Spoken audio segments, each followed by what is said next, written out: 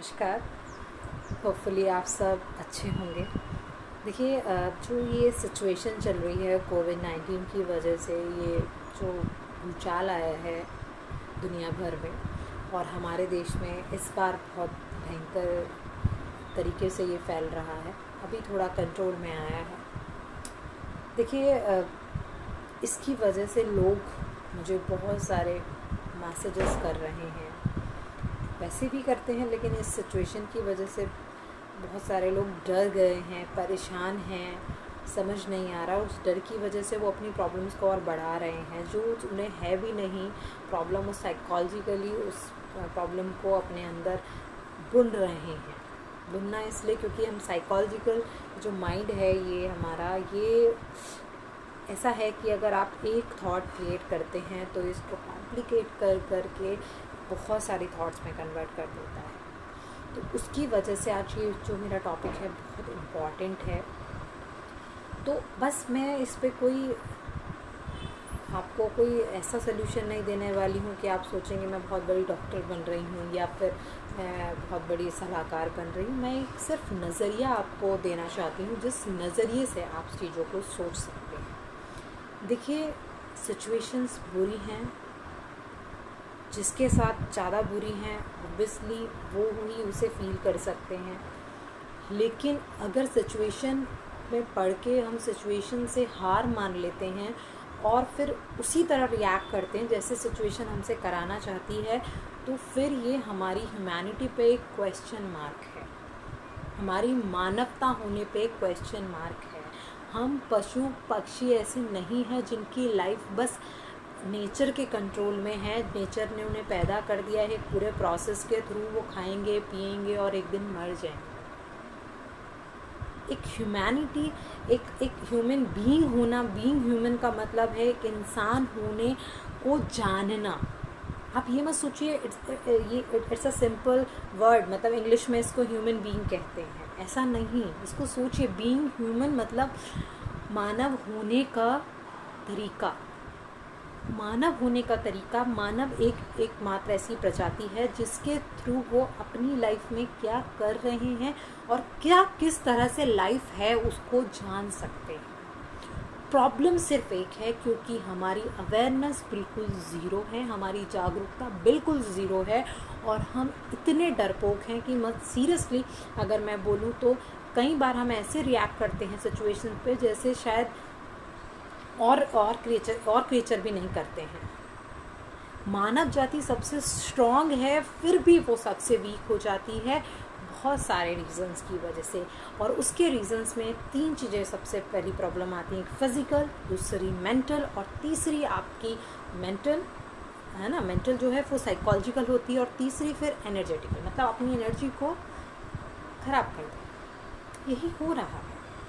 आप लोगों के पास जाते हैं, एक दूसरे से भी बात करते हैं तो आप सिर्फ ऐसी ही बातें करते हैं, कुछ नहीं यार। कोई पूछे कैसा चला, अरे यार क्या बताऊँ, सब कोरोना ने तो सारी बैंड बजा रखी है। इवन मैं किसी से बात करती हूँ तो सबके रिएक्शन फर्स्ट लाइन तो यही होने वाली है। कोई ये नहीं कहता हाँ भाई मज़े में है या फिर सब अच्छा है। मज़े में मत कहिए, लेकिन सब अच्छा तो फील कीजिए। लाइन ही यहाँ से शुरू होती है कि नेगेटिव वर्ड्स कि लाइफ में क्या ही अच्छा है यार, कोरोना ने तो सबकी माँ बहन कर रखी है, कोरोना ने तो सबकी हालत ख़राब कर रखी है, कोरोना ने तो सब कुछ बर्बाद कर दिया है।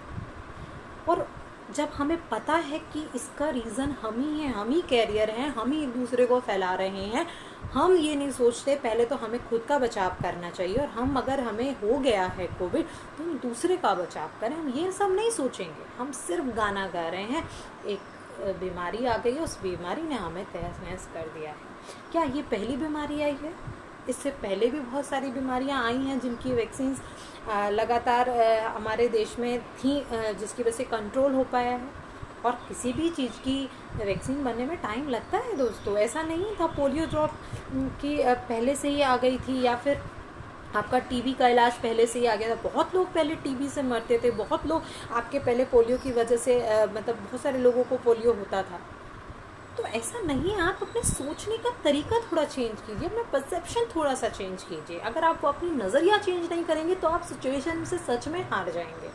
और मेरा यहाँ मोटिव आप लोगों को थोड़ा जागरूक करना है, मेरा आपको मोटिवेट करना है, ना कि डीमोटिवेट। वैसी बातें तो सब कर रहे हैं, हाँ बहन सही कह रही है, हाँ सभी सब जगह यही चल रहा है, हमारे घर में देखो कितनी इधर उधर बर्बादी हो रही है, कोई किसी की डेथ हो रही है, कोई क्या हो रहा है। तो यही डिप्रेसिव बातें हम एक दूसरे से करते हैं और फिर उसी का इलाज दूसरे, अरे हमें तो बहुत डिप्रेशन हो रहा है, हम दुनिया भर में घूमते फिरते हैं, हमारे डिप्रेशन का इलाज कर दीजिए, हमें प्रॉब्लम हो रही है, हम तो पागल हो गए हैं, हमें एंजाइटी हो रही है। तो ये सब का कॉज आपने जानने की कोशिश की? नेवर। आप लोग नहीं, आप सिर्फ प्रॉब्लम को गाते हैं, सोल्यूशन की तरफ तो देखना ही नहीं चाहते हैं। कोई अगर आपसे बोल भी देगा ना, एक आध अच्छा इंसान जो आपको बोले कि नहीं इस तरह से मत सोचिए, इस तरह से सोचिए कि अभी आप सेफ हैं तो अपनी फैमिली को कैसे स्ट्रांग बना के रखना है, उसको कैसे खाने पीने का ध्यान रखना है, कैसे सेफ्टी का ध्यान रखना है, ये सब सोचा जाए।